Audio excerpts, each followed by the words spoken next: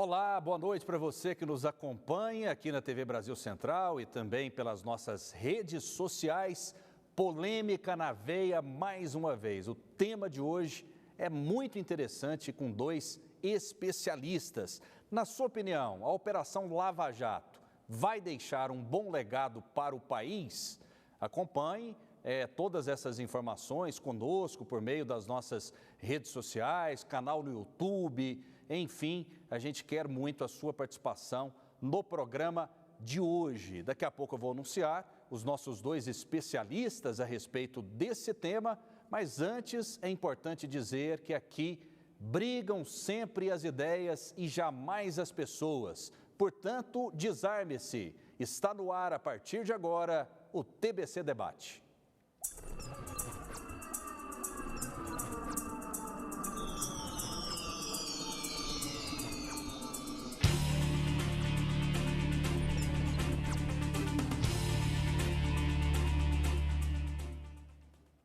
E o nosso debate começa nas ruas. Qual a opinião da população a respeito do tema Lava Jato? Deixou um bom legado para o país? Vamos acompanhar. Você acha que ela deveria continuar? Com certeza. Eu acho que deveria continuar. Se ela de fato seguiu o que ela se propôs a fazer, sim.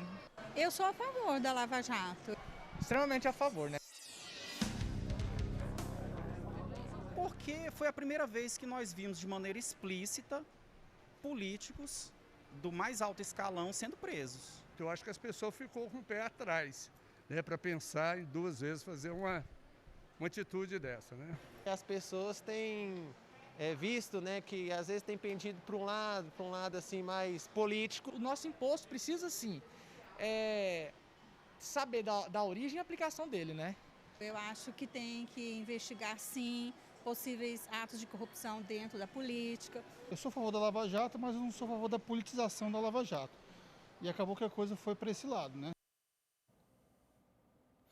Muito bem, é sempre bom ouvir aí a população, o que as pessoas pensam a respeito desse assunto. A Lava Jato deixou um bom legado para o país? Dois convidados especialistas que têm posições antagônicas diferentes a respeito desse tema. Conosco, Roberto Serra, ele que é advogado e professor. Seja bem-vindo, tudo bem? Boa noite. Muito obrigado, boa noite, satisfação estar aqui. Conosco, Fernando Krebs, promotor de justiça. Boa noite, tudo bem? Boa noite, Rafael. Boa noite, Roberto Serra. Boa noite, telespectadores. Qual a posição do senhor, promotor de justiça Fernando Krebs? O senhor acha que a Lava Jato deixou esse bom legado para o país ou não? A voz do povo é a voz de Deus, né? Bastou fazer a enquete, todo mundo foi a favor, ninguém é contra. Só quem é contra a Lava Jato são os políticos que foram investigados, não é? E aqueles do meio jurídico que tiveram seus clientes com interesses contrariados. Não é? O legado da Lava Jato ele é enorme, são 15 bilhões de reais, não é, que estão sendo repatriados para o país, que estão sendo buscados de ressarcimento ao erário. Só que 4 bilhões e meio já entraram nos cofres públicos. Foi a maior operação de combate à corrupção, do meu ponto de vista, não apenas da história do Brasil, mas de todo o mundo, maior inclusive que a Operação Mãos Limpas na Itália, na qual ela buscou inspiração e que ocorreu há 25 anos atrás. Mas lá como aqui, os investigadores, juízes, promotores também foram vítimas de ataques por parte daqueles que tiveram os seus interesses contrariados, que foram presos, tiveram seu dinheiro bloqueado, que tiveram as suas empresas em situação ruim, não é? Então essas pessoas, através dos seus representantes na política, no mundo jurídico, retalharam os envolvidos nesta operação na Itália. No Brasil não é diferente. E o que nós devemos lutar e devemos ficar atentos é para que os instrumentos que fizeram a Lava Jato existir, eles perdurem e permaneçam no ordenamento jurídico, não sejam desmontados como hoje se pretende os inimigos, não é, da Lava Jato, sobretudo aqueles que no Congresso temem, inclusive, terem esses mesmos instrumentos utilizados no futuro contra eles. Doutor Roberto Serra tem uma posição diferente. Bom, eu acrescentaria o adjetivo mal ao substantivo legado. E a pergunta, se fosse me feito, se a Lava Jato trouxe um legado bom e mau ao país, eu responderia que sim. É indiscutível que a Lava Jato ela significou muito no combate à corrupção. Nenhum outro órgão, nenhuma outra operação se prendeu tanto, e aqui eu não vou entrar no mérito da legitimidade, legalidade ou ilegalidade das prisões, em tão pouco recuperou dinheiro, bens, objetos e frutos do crime organizado e da lavagem de dinheiro e da corrupção em si. Isso não se discute. Concordo com a sociedade aqui ouvida e vou ao encontro do que falado aqui pelo ilustre promotor Fernando Krebs. Mas, por outro lado, se de um lado a Lava Jato trouxe essa sensação de impunidade, ela trouxe este exemplo até de combate à corrupção e combate ao crime organizado, de outro, ela, de certa forma, e aí é preciso esclarecer, porque nem toda a sociedade tem esse conhecimento, e nós vimos na última manifestação da pessoa ouvida na rua uma sinalização para esse tópico. A Lava Jato também trouxe uma corrosão ao devido processo legal, revelando aquilo que é mais promíscuo no direito, que é a relação espúria entre membros do Ministério Público, entre órgãos de persecução do Estado e aquele órgão que decide, aquele órgão que julga, que é o juiz. E é claro que no desenrolar do programa nós iremos debater essas questões para mostrar o mal nesse ponto que a Lava Jato trouxe para o país e para a sociedade. O senhor concorda que houve politização da Lava Jato? A politização, ela ocorre em qualquer circunstâncias, né? Em qualquer país. Houve politização do mensalão, houve politização do petrolão, de tudo há politização e não há como se impedir isso. Uma coisa são os agentes políticos, a outra são os operadores do direito. É claro que o atual presidente da República foi em grande parte beneficiado pela Lava Jato. Agora, daí dizer que a Lava Jato trabalhou para beneficiá-lo há uma diferença muito grande. Assim como há uma enorme diferença entre o vazamento ilegal e clandestino de prova ilícita, não é? E algum conluio provado por prova lícita. Na verdade, e eu não tenho procuração, nem quero fazer a defesa do Sérgio Moro, do Deltan Dallagnol, que são os porta-vozes aí desta Operação Lava Jato, até porque eles não trabalharam em conjunto. As suas decisões e as suas posições foram referendadas pelo Tribunal Regional Federal da 4ª Região, por desembargadores que não são citados, por ministros do STJ e do Supremo Tribunal Federal, inicialmente o ministro Teori Zavascki, que foi indicado pelo PT para o Supremo Tribunal Federal, foi um grande ministro que o Supremo teve, infelizmente teve uma morte prematura, e pelo atual ministro Edson Fachin, que também foi indicado pelo PT. Agora, é claro que essa operação ela atingiu mais o PT, porque era o PT que estava no governo. Não é? Era ele que fazia o balcão de negócio através da Petrobras, comprando apoio político no Congresso. Com envolvimento de outros partidos também. Sem dúvida alguma. Tanto é verdade que vários membros de outros partidos, do PMDB, não é? Hoje MDB, o Eduardo Cunha, então presidente da Câmara dos Deputados, responsável pelo impeachment da presidente Dilma, ele acabou sendo preso, não é? Na Operação Lava Jato, que atingiu outros partidos como o PP e vários outros, até porque a corrupção ela não é nem de direita nem de esquerda, ela é multiideológica e multipartidária.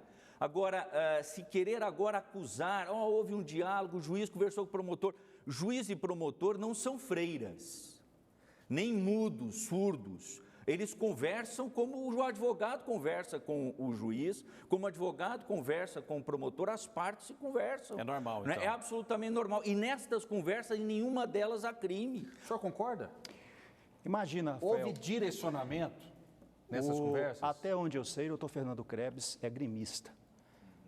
Suponhamos que eu fosse um torcedor do Internacional, perfeito. Aí você, o juiz, árbitro do jogo, eu vou combinar com você para, olha, você simula um acidente, uma falta dentro da área, eu vou marcar pênalti e você vai e faz o gol e aí a gente ganha porque eu também tenho interesse que você ganhe, porque o Inter, etc e tal. Você acha isso correto? E aí eu entro no âmago, e foi exatamente isso que aconteceu na Lava Jato, e não se trata de conversas com todas as vênias ao ilustre promotor, conversas de só menos importância ou conversas que o advogado travaria também com o juiz. Isso não procede. Mas antes de falar sobre isso, é importante nós definirmos preceitos básicos da atuação jurisdicional, que é a imparcialidade e a isonomia.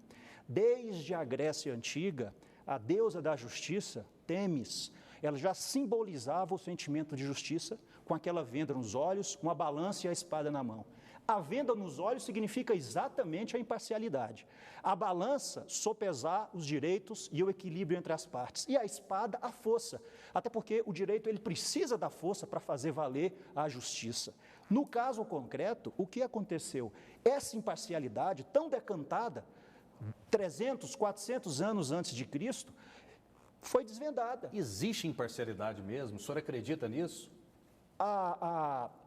Antes de ser divulgado, digamos assim, essas conversas, essas interceptações, eu aqui, na minha arquibancada, assistindo esse jogo da Lava Jato, já pude perceber, e levei inclusive esse assunto para a sala de aula para discutirmos, algumas atuações do magistrado que já indicavam a possibilidade de interesse na causa.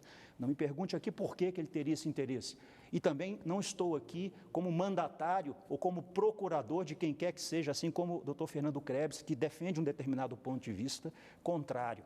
Mas naquela época, quando eu percebi, por exemplo, vazamentos de interceptações telefônicas sigilosas, vazamentos estes coincidentes com momentos políticos importantes, como aquela nomeação do Lula, que o daria, por exemplo, uma prerrogativa de foro, e também não estou defendendo essa questão, mas naquele momento eu pude iniciar uma percepção que de fato havia um interesse do Estado na consecução desse procedimento e dessa operação. Por outro lado, veio em seguida, depois de inúmeras notícias de interesse por parte do Estado juiz, veio a questão das interceptações, divulgada e, de acordo com o Dr. Fernando Krebs, produzida de forma ilegal. Essas gravações, se nós ouvirmos e captarmos alguns trechos, nós vamos perceber que, de fato, havia uma relação muito próxima entre esses agentes tão importantes do Estado. Por quê? Porque o juiz ele é um ser imparcial, ele é um ser que fica distante das partes, ele não pode ter esse tipo de contato. Eu tenho vários juízes amigos, mas nenhum jamais me permitiu falar sobre processo, falar sobre estratégias de atuação processual, como aconteceu nesse caso da Lava Jato. Teria como a Operação Lava Jato ter êxito sem essa proximidade, sem esse empenho, sem esse engajamento? Sem dúvida que não, mas eu queria responder ao nosso colega, professor Dr. Roberto Serra, quando ele fala do devido processo legal. É estranho que aqueles que defendem o devido processo legal batam as palmas para um vazamento, este sim, flagrantemente legal, de prova ilícita, sem autorização judicial, de um suposto diálogo ou diálogos que jamais foram periciados. Não é? Isso é um contrassenso absoluto. Nós estamos julgando e condenando o ex-ministro e ex-juiz Sérgio Moro sem provas e sem processo. Porque prova não existe, a prova é imprestável. Não é? Então, cadê o devido processo legal? Não é? Não, eu sou a favor do devido processo legal, mas admito o uso de prova ilícita, não periciada, e tomo por base um diálogo que pode perfeitamente ter sido editado. E mais do que isso, autorizo que outras pessoas sofram a mesma coisa. Eu e o Rafael podemos ter o nosso WhatsApp vazado, que é muito comum, está na moda, inclusive, clonaram o meu esses dias, e o cidadão vai lá e edita um debate e diz que nós dois temos, né, uma relação de promiscuidade. Mas entre dizer e provar há uma enorme diferença. E nesses diálogos não há uma relação criminosa, não há uma relação de compra, eu vou comprar o juiz, não é? Eu vou combinar, ele vai dar um pênalti inexistente, até porque 99% das decisões do ex-ministro Sérgio Moro foram mantidas pelas demais instâncias do Judiciário, pelo Tribunal Regional Federal da 4ª Região, sediado em Porto Alegre, no Rio Grande do Sul, pelo STJ, pelo Supremo, quer dizer, foram os próprios tribunais. Inclusive, essa decisão que o professor Roberto Serra fala, ela foi que afastou, impediu que o Lula fosse nomeado ministro da Dilma, é uma decisão de um ministro do Supremo Tribunal Federal. Ora, se o ministro do Supremo Tribunal Federal entendeu que tinha elementos suficientes para fazer esse afastamento... Todo mundo foi induzido ao erro. Vamos fazer o seguinte, vamos guardar esse assunto para daqui a pouco e para o senhor responder também se o senhor fez um pré-julgamento em relação a essas escutas telefônicas. Afinal de contas, ainda não houve julgamento a respeito desse caso. Daqui a pouquinho, no nosso programa TBC Debate, em busca do argumento perfeito.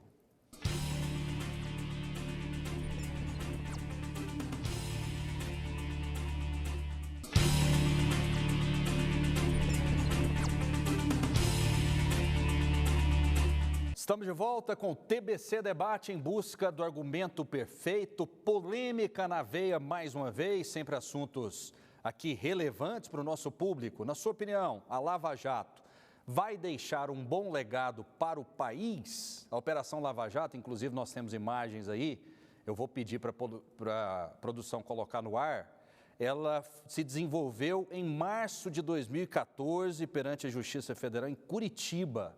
A investigação já apresentou resultados eficientes com a prisão e responsabilização de pessoas de grande expressividade política e econômica, e além de recuperação de valores aí na ordem de bilhões. Mas eu quero a sua opinião aí, telespectador, internauta, a respeito desse tema. A Operação Lava Jato deixou esse bom legado? Você fica livre para opinar, afinal de contas, no nosso programa brigam sempre as ideias e jamais as pessoas. No final do bloco anterior, eu deixei uma pergunta no ar para o doutor Roberto, a respeito justamente da fala do promotor de justiça Fernando Krebs. O senhor fez um pré-julgamento dizendo que as escutas foram irregulares, sem ser transitado e julgado? Eu até tentei anotar aqui alguns pontos importantes falados pelo doutor Fernando Krebs e vou tentar rebatê-los rapidamente, um a um. E responderei sua pergunta. Primeiramente, no que tange às decisões mantidas ou não mantidas pelo ex-juiz.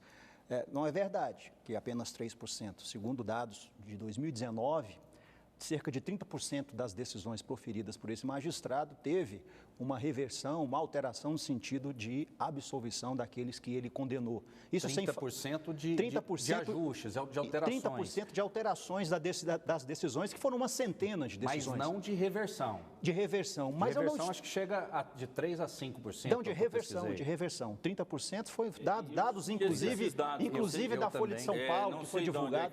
Foi lá do Intercept, será que não foi do Intercept, não? Não foi, não. O próprio jornais de grande circulação... A Folha de São Paulo é contra a Lava Jato, né? Assim como o UOL, na grande imprensa. Mas essa questão... Diga-me quem é contra a Lava Jato, que eu vou entender porque que eu sou a favor. Né? Eu só trouxe isso aqui para levar esse debate, para que os telespectadores até pesquisem por si, para que também não é bem assim. A decisão dele não é imutável, ele não é infalível, como se tenta pregar, mesmo depois de tudo que aconteceu. No segundo ponto, é muito interessante se falar de produção de prova ilícita, no caso das interceptações aqui narradas, quando o próprio Ministério Público apresentou as 10 medidas de combate a corrupções, as tais 10 medidas, né, de combate à corrupção, e dentre aquelas medidas admitiu-se a possibilidade de produção de prova ilícita. Exatamente, de prova ilícita de boa-fé. Mas elas não foram aprovadas. Que se enquadra nesse caso. Se essas medidas fossem aprovadas, Dallagnol, Sérgio Moro, essas provas seriam admitidas contra eles. Mas, felizmente para eles que apresentaram as propostas, essas medidas não foram aprovadas. E no que tange ao devido processo legal, ninguém aqui está condenando nada, não. Nós só estamos fazendo uma apreciação crítica sobre algo que está sendo divulgado. E essa prova... O senhor tem certeza de que há veracidade nessas interceptações telefônicas? Ninguém tem certeza, até porque o caso está sendo apurado. Então a gente está falando de suposições. A gente está falando de suposição. Suposições essas que não são só minhas. Eu trouxe aqui trechos que depois eu posso ler dos ministros, de alguns ministros do Supremo Tribunal Federal, de próprios procuradores da República que já se manifestaram nesse sentido de repudiar o que aconteceu nesses diálogos. E essa prova pode ser utilizada, sim, desde que seja em benefício da defesa. Portanto, aqueles protagonistas desses diálogos não poderão ser prejudicados por ele. Então, nós rasgamos a Constituição Federal e o dispositivo que proíbe as provas ilícitas, ele não está mais em vigor, desde que seja para beneficiar o réu. Esse é o entendimento jurisprudencial, não se rasga a Constituição. Isso é inadmissível. Imagina, Rafael, imagina você sendo... Se entrar no seu escritório, roubarem os seus segredos e divulgarem, aí vai valer também? Ou não, aí é o princípio da razoabilidade e proporcionalidade. Imagina você sendo acusado de homicídio, Rafael, e descobre-se por uma interceptação como essa que você é inocente.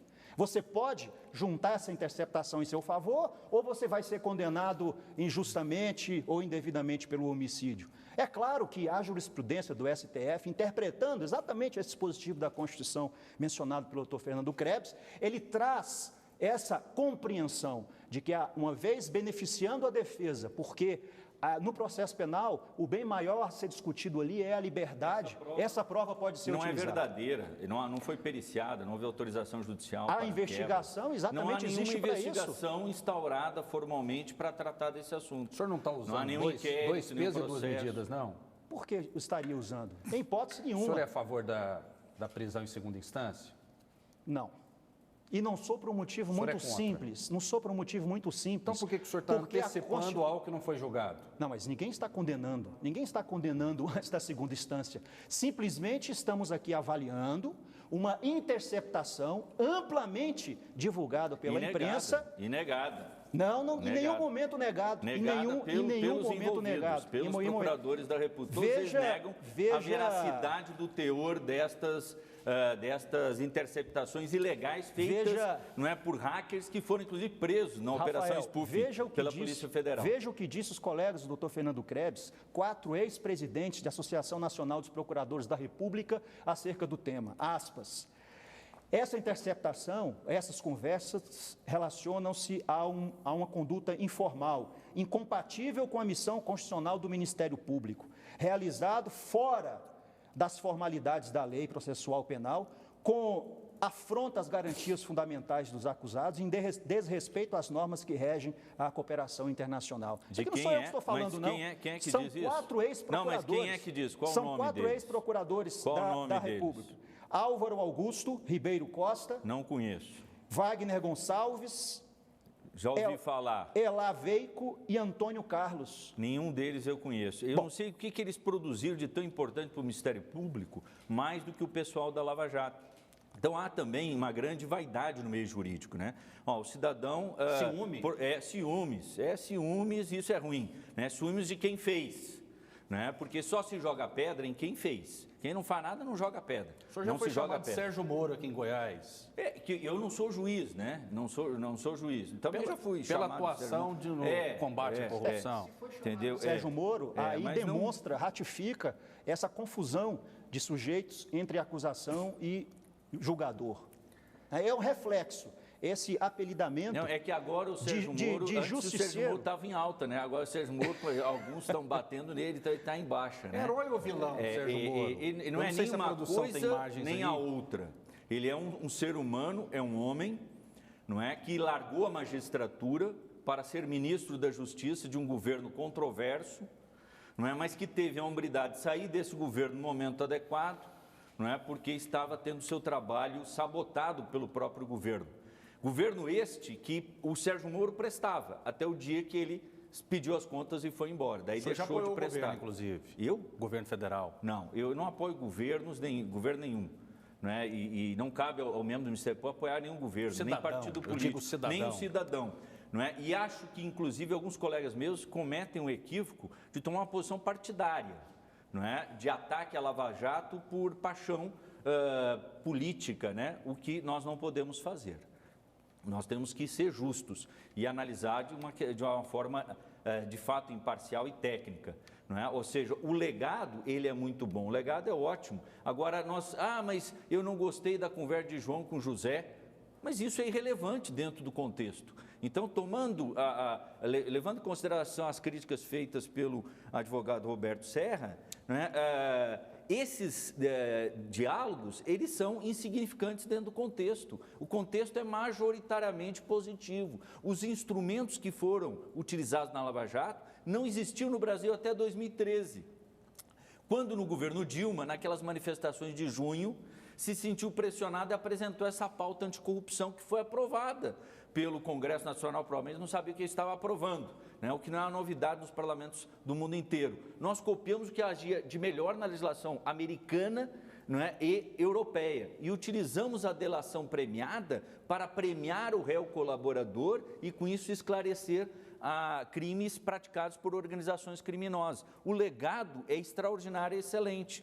O pacote anticrime proposto pelo ministro Sérgio Moro queria aprofundar isso, mas o Congresso retrocedeu em diversos aspectos, dificultou a delação premiada, e o que se pretende agora, o atual Congresso, é, na verdade, retroceder, é retroagir, é acabar com esses instrumentos extremamente positivos, não é, como a delação premiada, a ação de improbidade administrativa, a lei de lavagem de dinheiro, não é? Querem tolher esses instrumentos para que o país continue sendo aquilo que ele historicamente sempre foi, o país da impunidade. Não é? Nunca antes na história do Brasil, para utilizar o jargão de um ex-presidente famoso e popular, não é? O Lula, que dizia isso, nunca antes na história desse país nós vimos empresários da Odebrecht, de outras grandes construtoras, da JBS serem presos, como ocorreu no Brasil. Rafael, gente poderosa, que inclusive está aí no vídeo, né? Gente poderosa, não é? Como esse pessoal da Odebrecht, eu lembro da capa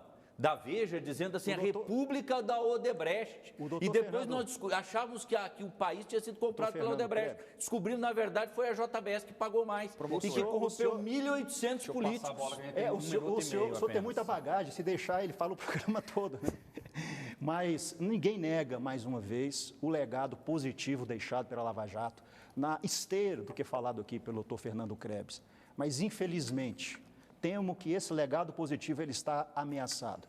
Ameaçado por um juiz tolhido pela vaidade essa reconhecida pelo próprio, como existente pelo próprio doutor Fernando Krebs, entre os membros do Ministério Público, se deixou tomar por vaidade, demonstrou... Eu não falei que ele era vaidoso. Demonstrou... Eu não disse que o Sérgio Moro era vaidoso. Estou dizendo. Não, mas eu não. Mas eu só disse que o senhor confirmou, concordou que essa vaidade existe entre os agentes do Estado. Com isso. Entre os agentes do Estado. Não, eu não concordei com então isso. Eu entendi errado. Então, que existe uma disputa de vaidades.